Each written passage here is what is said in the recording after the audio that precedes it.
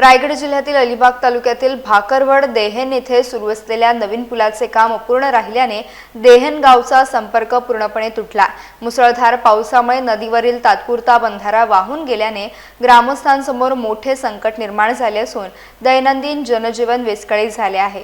या मार्गाने पोयनाड आणि अलिबाग येथे जाणाऱ्या नागरिकांसह शाळकरी विद्यार्थ्यांना देखील मोठ्या अडचणींचा सामना करावा लागतोय।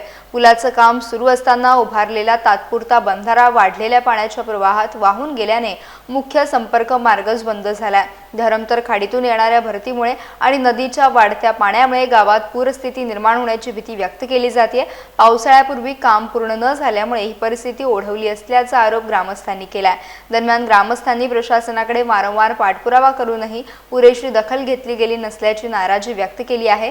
परिस्थितीचे गांभीर्य लक्षात घेऊन पुलाचे काम पूर्ण करावे, पाण्याचा निचरा सुरळीत करावा आणि गावाचा संपर्क तातडीने पूर्ववत करावा अशी मागणी देहन ग्रामस्थांकडून करण्यात येते।